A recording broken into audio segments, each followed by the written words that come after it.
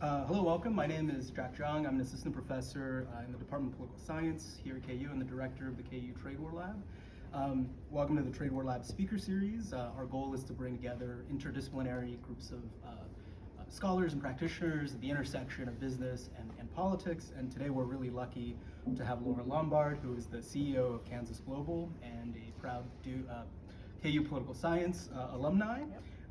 She's an accomplished executive with over 10 years of experience in international trade, consulting with Fortune 500 companies as well as smaller, medium-sized companies here. Her full bio is here on the website. I won't go into all the details, but I want to highlight that she got her master's degree at Johns Hopkins SAIS in international relations and economics.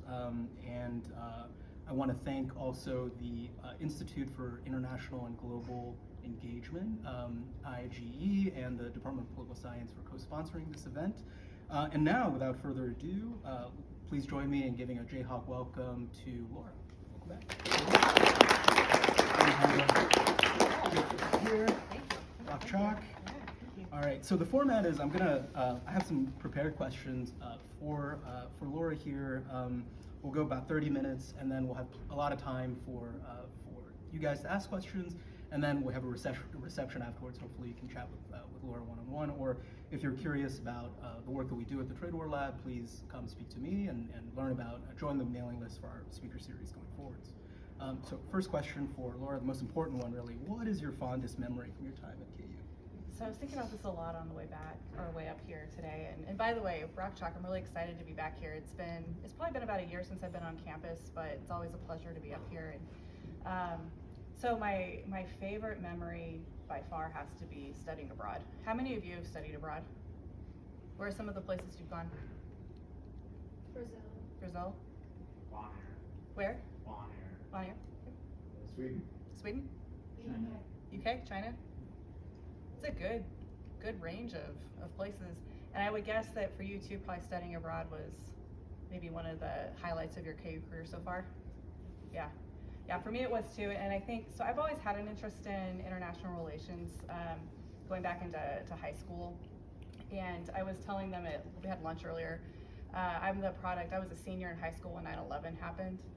So as you might imagine, there were a lot of questions coming into my adulthood as to what's going on in the world that caused people from somewhere else to attack us like that. So it really started the international career or international interest, but then studying abroad just solidified that. I mean, I was in southern Spain. Actually, I was in Barcelona first for the summer semester, had a month to backpack with a friend from here, and then the fall semester was in Granada, Spain in the south. And it was an amazing place to go because it really, if you talk about a country that's had huge amounts of influence overseas, particularly in Latin America, of course, here in our hemisphere, but also has been influenced by cultures like those coming out of the Middle East, as well as Europe itself, of course. It was a great place to go and really get a big sampling of international cultures and the history that gets us to where we are today. So I would say for me, that was definitely a big one. Coming back, I did ISEC, which is a student group organization that helps connect you with international internships. So I participated in that my senior year. I added, at the time it was a co-major, the international studies co-major to my political science degree. So I did that. I think it's a full major now, which is great. And anyway, that really launched me into going into more international relations at first, and then eventually into the business side of things. Shifting a little bit more on the career side, so which KU classes or experiences do you think is most helpful for your career? And many of the students here in the audience are political science majors, as you were, so could you talk about how you don't necessarily need to study business to work in international business? Yeah, so to answer the first question, I was thinking about this, because there was a lot of really great classes. The one that probably sent me off into a direction at first was international law. I don't know if that class is still taught anymore in the political science, but it was 2 semesters of international law class, undergraduate class in the political science department. And kind of again, to date myself, I was at KU during the latter part of the Bush administration, the Bush Jr. So there was a lot of questions about international law and how maybe the US was handling certain things like imprisoning enemy combatants and issues around what techniques we were using to interrogate people. Those types of things were big topics of that era. So that class set me thinking I might go to law school, actually, so not where I've gone at all. And but thankfully I took time after KU to do some work in international or in law. Found out I didn't want to do that, so I didn't go to law school. And then instead found the international relations program through Johns Hopkins, which really helped send me off on my career. To your question about do you need to be a business student to go into international business or business in general? No, you don't. I think having some level of, it doesn't hurt to have some business classes, of course, and it certainly doesn't hurt to have, a business degree or MBA eventually, but it's not required. You can learn a lot about business by actually just being part of businesses, right? So starting from the ground up and just learning as you go. Most people will kind of go one direction or another. You might be more interested in the marketing side of things. Some people gravitate toward finance, but a lot of that you can learn on the job if you need it at all. Business is really generic in a lot of ways, right? Any company that you're a part of, you could have any number of different types of roles, including international, doing the international piece of it, being in marketing, any number of things that one could do as part of a business that you don't necessarily need the actual degree for. I want to go next to talk a little bit about the kinds of opportunities. I know you worked in public affairs and business development. Before that, I want to stay on this topic and ask about skills. Yeah. So what kind of skills can you cultivate while you're here at KU and for classes here that would be, give you a leg up in professional business? The number one thing that you can work on while you're at KU is your writing. Writing, we've had this discussion earlier too. Oh, will this help? Can you hear me better? Okay, great, I will hold the. I've never seen one of these before, but I want one, just for this purpose. Anyway, okay, so, where was I? Writing. Yeah. So, writing skills. Writing skills is the number one thing that you need to work on. And it's not writing in the sense of writing a 20-page research paper. Learn how to write succinctly, learn how to say, be ordered. Less is more, especially when you're talking about writing for the business community or in the business world. You want to be able to get your idea as clearly down on paper that your manager, your CEO, or whoever can digest that information really quickly because they don't have a lot of time and make a decision, right, based off of what you've written. I told them a story. My first job out of grad school was with a company called the Cohen Group. It's a consultancy founded by Secretary of Defense William Cohen. And this was a fairly high-level place, right? But even so, because I had worked on my writing skills both in high school and college and grad school, I was known around the office for being the best writer. And that really helped my career there. So that's not to brag, that's to tell you how important that skill set is, right? So really focusing on your writing. That's number one. Research skills. So learning how to identify the information that's maybe needed. So let's say you're doing a report for your boss on how is the geopolitical situation in China affecting X business, right? Just as a silly example, but an example. Being able to find that information, be able to back it up and then write that report effectively is going to, again, really help you in a pretty significant way. We didn't talk about this one at lunch, but the last one would be presentation skills. So both being able to create really strong PowerPoint presentations, but also working on being able to present that in front of your audience at work. Those three, I think, if you can gain those skills while you're at KU, you're going to be heads and tails above your fellow competition in getting jobs.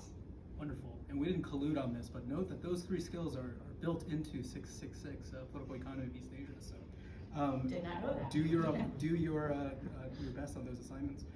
So shifting to talking a little bit about the landscape, what are, what is international business development? What is public affairs?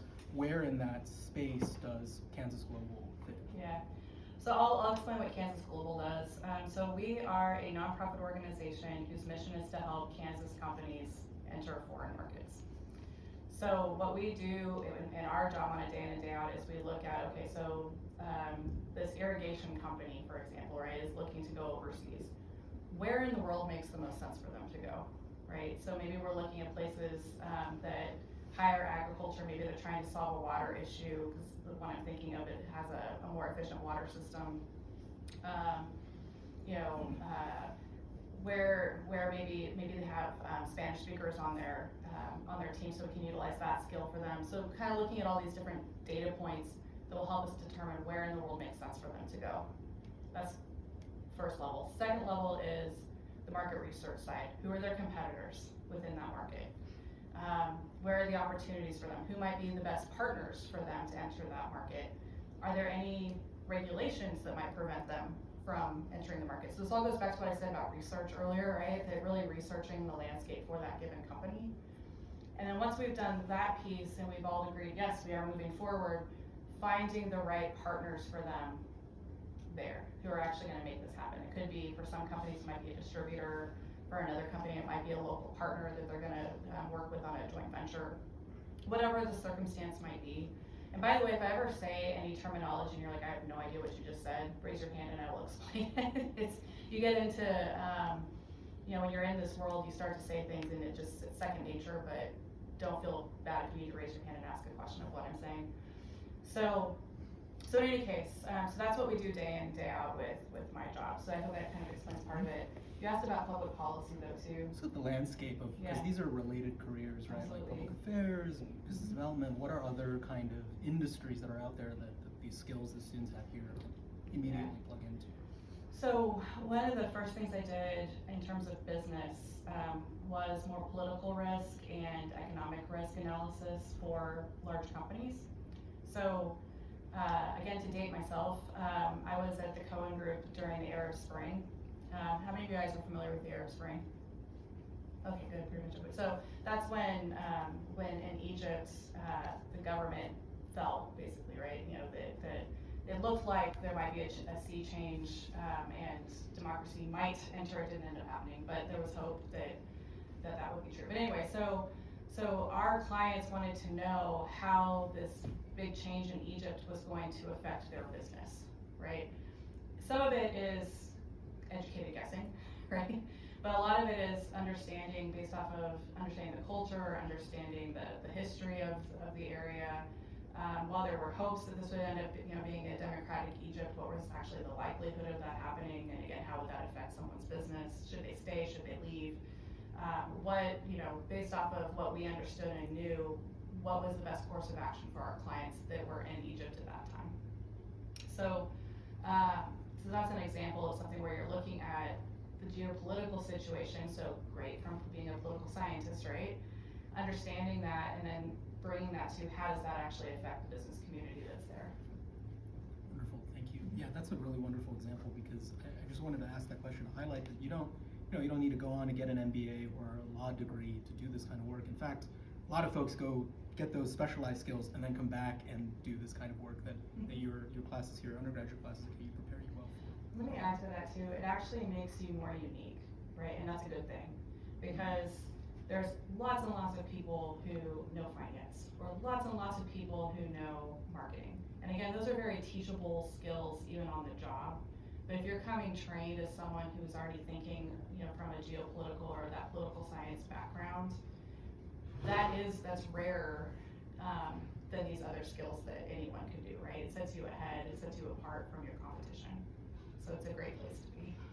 Thank you. Shifting a little bit to more academic questions. So, how important is international trade to Kansas, and why should we care about international trade here in the heartland of America? So I'm going to ask the audience, what are our two biggest sectors in Kansas? Economic sectors. Do you guys know? Okay. Agriculture. Agriculture. What's the other one? Like tech or like telecoms? Nope. Airplanes. What? Aerospace. Yeah. So ag and aerospace are our two largest sectors and are both extremely dependent on international trade, right? Kansas's economy, the stat I'm thinking is actually for Wichita, which is where I live. Wichita is one of the most export dependent cities in the country. 20% of our economy is through exports. So the short answer is very important to Kansas. But the irony to this, so that I've been in my role for about 1.5 years, coming up on 2 years.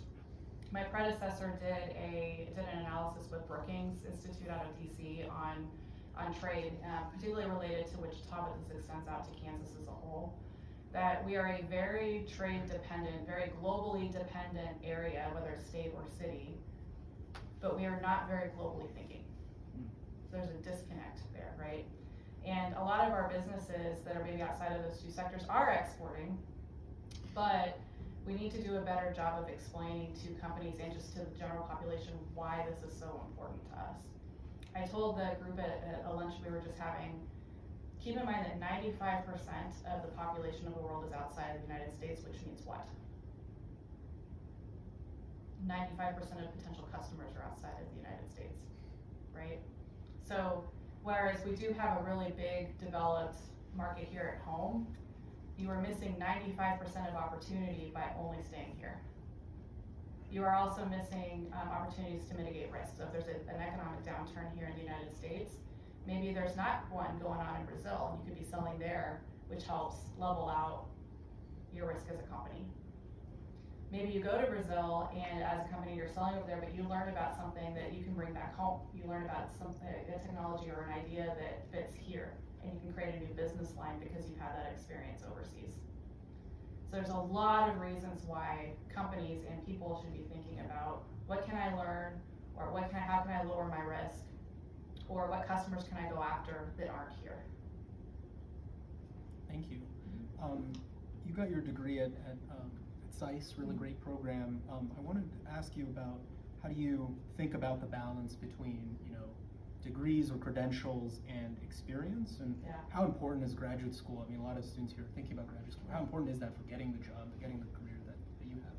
I told him, I was like, I've been thinking about this question a lot, coming excited what the questions were going to be ahead of time, right? And at least from him. I hope you guys give me some good surprises. But anyway, I was thinking about this on the way up, and I think for someone who is starting off, having the credentialing really helps, right? Going to grad school helps because you don't have an opportunity yet to have a lot of that experience on your resume or just experience, right? Being able to, have your master's or have your MBA or whichever program you decide you want to go on to next will open more doors for you. It also creates more connectivity with, connections, right? With maybe it's a professor who can open a door for you, like that happens here at KU, or just the friends that you make end up being the people later who open professional doors once you're all out of school together. That happens a lot. More so, it happens with undergrad, but it happens even more so with graduate work because it's just a smaller group of people. But over time, it's not that you have to go to get a master's or a graduate degree to be successful, it helps. Over time, it's gonna be your career that speaks for you more than it is. I mean, I love that I went to Johns Hopkins SAIS. It certainly has opened a lot of doors for me, but it's less relevant the further along in my career I go. So that's kind of the response I would give, that I would say it's important because you're starting off your careers, it'll help open a lot more doors early on. 10 years down the road, 15 years down the road, 20 years down the road, it's going to be that career experience that's gonna matter more. On this a little bit more, what about sequencing, right? Should students go right away to, That's a good senior year, question. apply to masters, or Yeah. what do you do in the meantime if you experience some other stuff? There's not a right or wrong answer on this, but I will say this. I'll give you my personal experience. I went to KU. As I mentioned, I thought I wanted to go on to law school, but I also realized maybe getting some experience at a law firm might help me get into a better law school. So I literally drove myself up to Chicago and found a job at a law firm as a paralegal. And I worked there for 2 years. It was a great experience, great bosses, learned a lot. Chicago's amazing, all that, right? But what also I learned is that I did not want to go to law school. So very valuable information that it didn't save me money because I ended up spending a lot of money on my master's anyway, but it saved me money that I wouldn't have enjoyed spending. And probably, a career that might have been a great career. I have no idea, right? I don't know where I would have been at had I made that decision. But but I'm glad I made that decision to go to the Johns Hopkins program for international relations versus going to law school. My friends who did go straight into law school, because quite a few did, the timing was awful. We were just talking about that. The timing was awful because they left graduate school or law school right at the financial crisis.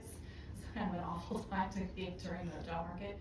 So that was a piece of it. But even in lieu of that, some of them have said to me, I wish I had waited and not gone right after. So there's some value in maybe taking a year or two off and gaining some experience in the field you think you want to go into to see if there really is. And let's say it is, you go to law school or work in a law firm for a little bit, you love it, right? You have the opposite experience. But you've also given yourself 2 years of experience you can put on your resume that will help you probably get into that better law school. So either way, it's a potential win-win. Again, everyone's different, but that was my experience.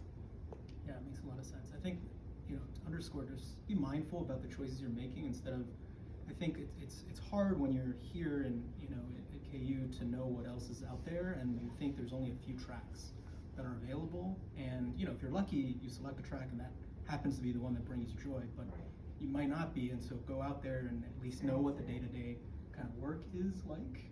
Yeah, let me piggyback on that because so when I went to SICE, everyone, including myself, also thinks, I'm gonna go to the Foreign Service, right? And I think a very small percentage of us actually went to the Foreign Service. But what we found was that there was this world of all different types of opportunities.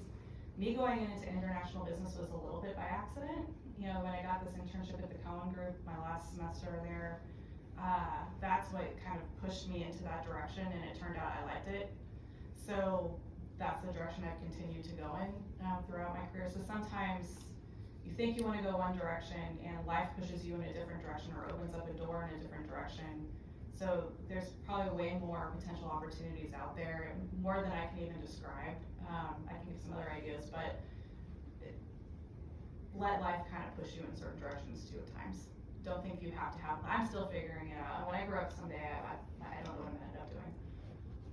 Sort of building on this, since you've worked in a number of jobs, different sectors, different geographies, I want to go through maybe a few of those positions or industries and just sketch out for the students like what day-to-day work looks like, right?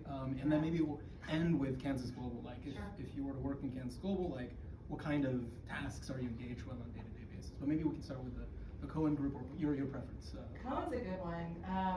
So that job, it's hard to describe day to day because every day was different. What is true is in that particular role, we all started off with a team meeting every day. But beyond that, after that team meeting was over, what I like about consulting is that you're doing something and talking about something new literally every day. I don't know when I wake up in the morning, even now, and what issue areas I'm going to end up discussing with clients, what sectors I'm going to be looking at. I remember even just during the internship with the Cohen Group, I was told to work on a brief about cobalt. Okay, right, that was one. And then 3 hours later, a different manager wanted me to look into something related to China, right? I mean, it was literally something different. So I was constantly learning and taking in all this information, which surprisingly, 3-4 years later, you're pulling back from that memory of information to help another client, right? So consulting could be a really interesting place to look at as a potential career path because if you're someone who loves to learn and to learn about all sorts of things, you will never be bored. Never be bored. The day-to-day work beyond kind of the research would be, we'd be on a lot of client calls. So at the junior level, I did more listening than talking, but you hear your VP or your vice president discussing, again, how the leadership change in X country was going to affect Lockheed Martin's bottom line, right? So you took on all that information. And then I'd spend time doing, working on presentations for various clients, writing briefs for various clients. Something I still have our organization, that I took from that experience and have my organization do now, is keeping a track of certain news pieces for our clients. So every week we send out for free a brief of all the major news about international trade to our clients and others who are in our sphere of influence. so they can stay informed of things. So, and that's actually something I learned at the Cohen Group all those years ago. So those are it's a complicated thing because there's not a day in the life in a sense. Yeah. Even now, it's not really a day in the life. Every day is different, but that's what keeps it interesting. That's really helpful. And I was going to ask, and it sounds like, so the outputs, right, are presentations, memos? Presentations, memos, research reports. Now we're starting at Kansas Gold, we're starting to look at feasibility studies. So we're starting to get into more international development projects as well that have to do with the business community. So it's a range of outputs or deliverables, as we say, but those are the basic ones. Wonderful. We have time for one last question, and then we'll open it to the audience. And I wanted to just build on that and ask you about, you guys have an internship program. Could you describe sort of what that is and the work that entails? Yeah. So the internship program is a really great way to build on some of the skills that I've just discussed. So the writing, research, presentation skills. Our internship really is designed to train you, right, the student, to become our next employee. We need the help, number one, because we're getting a lot more projects, which is good news. So, but we need the support of staff and students to help us produce those reports. So, an internship with us, we are a remote office. So the lovely thing about our internship is that you can do it from here. You know, we're based in Wichita, but you can do it from this library if you want, from the coffee shop down on Mass Street, wherever. And it's based off of the amount of hours that we agree to and the projects that we put you on. But essentially, it's for an internship with us, it's going to be a lot of writing and research. So. Thank you, Laura. And before we close out, I want to acknowledge in our audience members, Melissa Miller from the World Trade Center of Kansas City is here. I encourage students to reach out and talk to Melissa in the reception that we have, and we'll have you back for an event like this as well. I think you guys have similar organizations, and the work is very similar, right? But with that, we'll wrap up this portion. Join me in thanking Laura for this and we'll have time for 30 minutes of questions from the students, so please take it away. Let's say I want to go to law school. What line of law is more useful in your line of work, international or say business? So for what I do, that's a good question. They both have relevance. So from the international law standpoint, anyone who has more of that international understanding is of interest to me, right? The business side is important because of the regulations that we need companies to understand in order to enter different markets. So they're kind of tied in a sense. Ideally, I would love someone who is an international business lawyer who could help us, and that is a track, right? Who can navigate, okay, X company wants to go into France with their products, what EU regulations might prevent or change the course of action, what French regulations and whatnot might change the course of their actions. Those types of things are important to us in understanding. Thank you. Yep. I'm gonna say also, introduce yourself before you ask your question. That was Liam. Yep. Yeah. Oh, I think just project. Sorry. Yeah, maybe. Or I could throw it, either way. We can, we're filming it, so it could be fun. Can we throw it at you? I can carry it. Okay, hi, I'm Sam. I'm a political science student fourth year at KU. I was just curious how Trump's trade war impacted your business and whatnot, and clients, different kinds of clients, and the disparate reaction between those in the international business community versus those in the campus community. Good question. So with the Trump trade wars, I wasn't in the role yet, but I can speak more generally. Definitely had an effect, right? I mean, so what we're seeing now, a trend that has occurred in the last few years, is what's called nearshoring. Has anyone heard that term yet? What does it mean? Nearshoring? Yeah. As opposed to offshoring? Uh-huh. It's the reversal of offshoring, so taking manufacturing back to the United States, is that right? Close, yeah. So right idea. So nearshoring is doing that, but not in the United States. At one of our, Mexico or Canada, right? Latin America, right? Bringing it back closer, not to home, but closer to home. So with the tariffs, China became, for some industries, less desirable. So we're working on a project now of a company that was doing business or having some of their parts manufactured in China. When the tariffs happened, they decided to move not they didn't nearshore yet, but they went to Vietnam. And so they got around tariffs that way. And then because of all the issues around COVID and the supply chain issues, now they've decided, okay, maybe it makes more financial and time sense, time is money as well, to bring it back closer to home so that they don't have to worry about any of the cross-Pacific issues. So they're now working with them to find a manufacturer in Mexico to manufacture instead, as an example. So that's, it started, and it's not just the tariffs. Tariffs started it, and you'll notice, interestingly enough, that Biden hasn't changed it, which is, anyway, interesting. But just the geopolitical issues have added into that, COVID added into that, all of it. So the way that people are thinking about where they're going to source their inputs has changed in a pretty significant way. This is an example. Did that answer? Yeah, that's great, thank you. Okay. My name is Yvonne, global science, global and international space and Korean major. I was wondering what aspects of your current career appeal to you more than like a possible law career?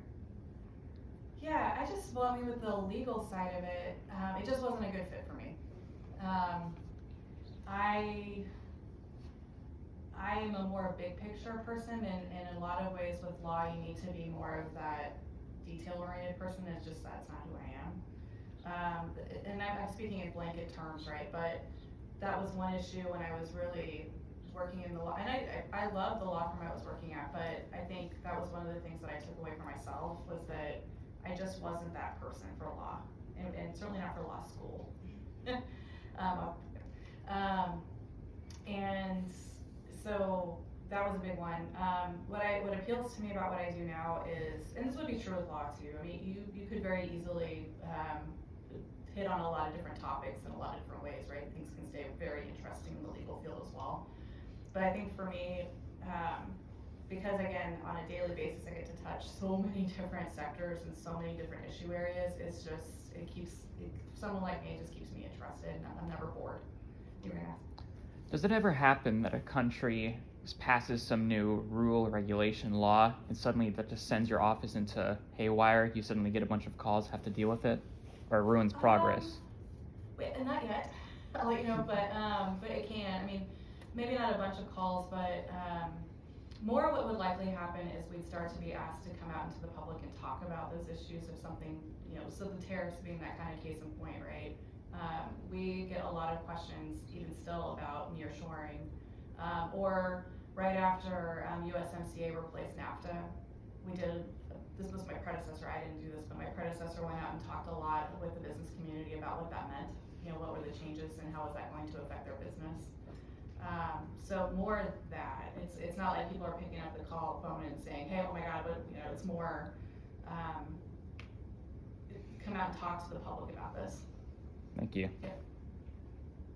Is that your experience too? Yes. Yeah. Yeah. Yeah. Hi, I'm Benjamin Anderson. I'm a political science student as well. And I was just wondering, given how we're in such a tense geopolitical time right now, like how much of your guys' attention, if any, you guys focus like specifically on like the security situation in nations you're doing business in? Yeah, and this is actually an area I want my company to explore more. But so for example, with let's say Ukraine, certainly a lot of companies that are in our sphere of influence or knowledge had business interests there, right? So, helping them navigate what that could mean for their company is important. It's not something that historically the organization has done, but my background is more in that. So it's an area that I want us to expand upon and be able to consult with our clients more on, okay, this is happening, so how would we advise you to handle this? And things change a lot. So on the flip side of that, quite a few companies were doing business in Russia. Legally now, Russia's off, it should be off limits, right? So how does that affect some of these businesses and helping them navigate that? I think I saw a hand over here. Yeah. I was gonna ask, where do you see, I think, the broad trajectory of international business over the next 10 years? Like, what are the big trends? Like, are there gonna be any big upheavals? What ongoing things will have the largest effects, that sort of thing? That's a good question. I mean, we just went through a huge upheaval, right, with COVID. I hope we don't have anything quite so extreme in the next 10 years, either disease related or geopolitically related. But China, of course, is the big question mark in multiple ways. You know, I mean, there's indications that there might be some problems internally to China right now, which could affect that trajectory. If not, you know, and they continue to become a stronger world power over the next 10, 20, 30, 40 years, you know, that's definitely going to change the geopolitical landscape for us. You know, Brexit on a somewhat smaller scale, but still, I mean, that's affected us, right? If not directly, indirectly. So certainly the big geopolitical times change how we think about doing business and where we do business. On a more positive note, Africa is really interesting and expanding, and it's an area that we haven't taken advantage of, and I mean that in a good way, not in an exploitative way. So, you know, I think Africa is the next big place, like Asia was back in the 90s and early 2000s. So, and then Latin America, similarly, you know, it's been an area, it's in our neighborhood that we just haven't really, we've underutilized, so we've allowed other places like China and to take a foothold in. And I can tell you from some work we're doing back in Africa that African nations are tired of how the Chinese have treated them effectively, the deals that have been made and not necessarily kept, or the infrastructure they've built not being very good, you know, those types of things. So there's a lot of potential geopolitical pandemic, who knows, hopefully not, you know, liabilities out there, but there's also a lot of really interesting business opportunities over the next 10 to 20 years. So, yeah. Oh, piggybacking on this question, we were talking about lunch, deglobalization, right? And for those who watch the State of the Union, there's a big emphasis now in the U.S. on Made in America, right? Is globalization and sort of, you know, Buy America, are they in tension? How do businesses see this, and what does that mean for the next 5 years? Yeah, yeah, we're having this discussion.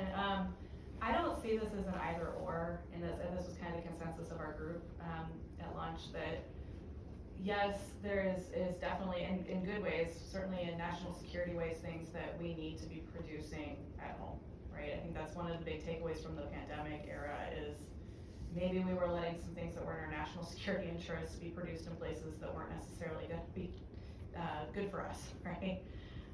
So there's good things about that. The nearshoring concept, or nearshoring or bringing it all the way back home is definitely happening, and there's some good things about that, right? The flip side of that too is that the world's not going to get smaller, bigger again. It's just only going to continue to get smaller and more interconnected. That ship is definitely sailed, and it's with technology and you know, the amount of aircraft, everything, right? It's just making it smaller and more connected. So it's not an either or, it's both. You know, we'll be producing more things at home in certain areas, and we will still continue to trade and should trade in many others. And as I mentioned earlier, I mean, if we want to grow our economy, there's 95% of customers out there we need to be reaching. Yeah. Kind of dovetailing off the 10, 20 years timeline question, I was curious if like your business kind of looked at the way like AI will impact geopolitical disparities, in particular like the U.S. and China just being both like the dominant leaders in AI, and the way that might like impact third world nations or Europe in particular. Sure. I mean, I guess the short answer is no, we have not been, but it just out of more of a personal interest. I mean, just how AI is going to affect our world in general, I think is somewhat of an unknown at this point. But certainly it's going to have an impact on everything that we do. And I guess, like I said, we haven't really discussed it as a company, but it will impact everything. Sorry, I couldn't give more. No, that's all good. This could look like Kai-Fu Lee or like AI superpowers and whatnot, that kind of, but. Yeah. Yeah. Hi, I'm Braden. I'm studying international studies, Chinese, and a bit of Farsi here at KU. Great. I'm wondering, sort of, you were talking about you see Africa as this growing potential for more U.S. businesses to reach out to. Yeah. I'm wondering, when you're doing market entry research for firms interested in starting projects in Africa, if there are any unique risks specific to that region versus some of the things you're more familiar with in the Middle East and North Africa. Yeah. Well, some of the risks are similar, you know, in the sense of still a fair amount of corruption, right? You always have to be aware of the fact that dollars may not end up where you intended them to go, right?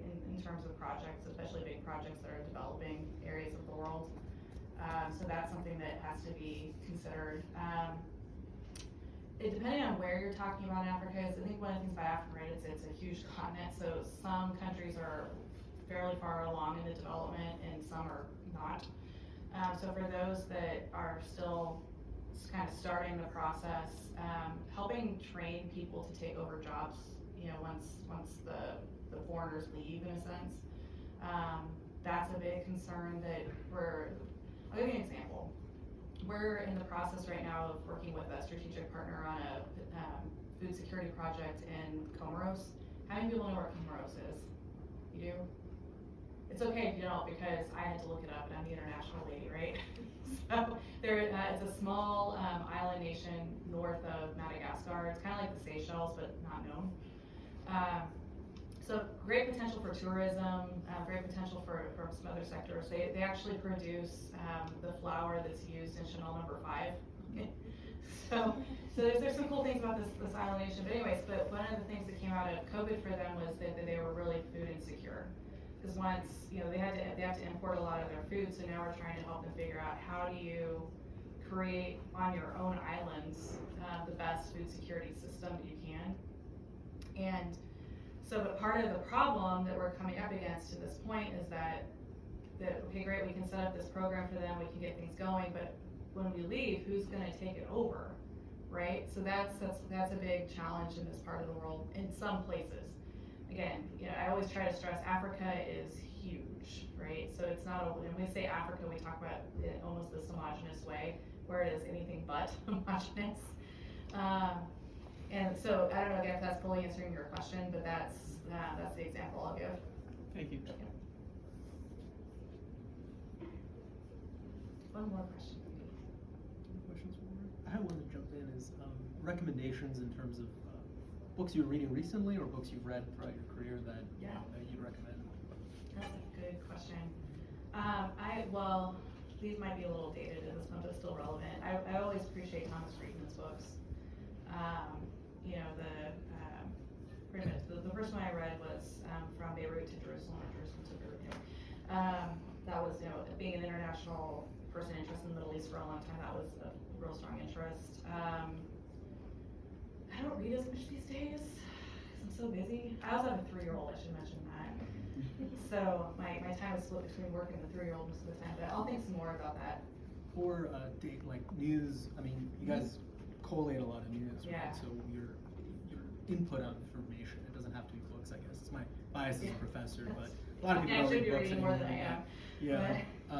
But you know, you read a lot, I'm sure, on a daily Yeah. basis. So where are the high quality sources of information coming from? Foreign Affairs magazine is a favorite. The Economist is a favorite that I read on a regular basis. I do try to get news sources from a variety of news sources for obvious reasons. Depending on which part of the world you're talking in, so when I was doing a lot of work in the Middle East, Al Jazeera is a pretty good publication for getting some good information there. The Financial Times out of London is another really good one. And of course our national Washington Post, New York Times, Huffington Post, all those. So. Cool. Any final questions before we break for? Hi, my name's Caitlin. I'm a second-year master's student in Global International Studies. I emphasize in Latin America. We obviously live in a part of America where the Made in America mentality is very huge, obviously very pro-patriotic, pro-wanting everything to be made and produced here. So what can we as students do to help educate our families, educate people in our community who may not necessarily believe in international business, be a little bit more open-minded to having a smaller world coming in around us? That is a very good question.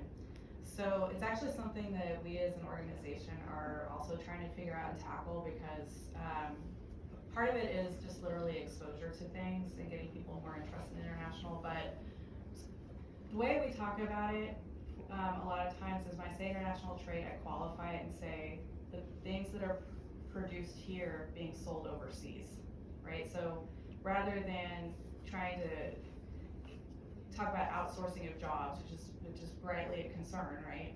No, we actually want our businesses here to be making things that can be sold abroad, right? So I think coming from that angle on it, maybe utilizing that statistic with people in your community, the 95% of your customers are not even here, all of that.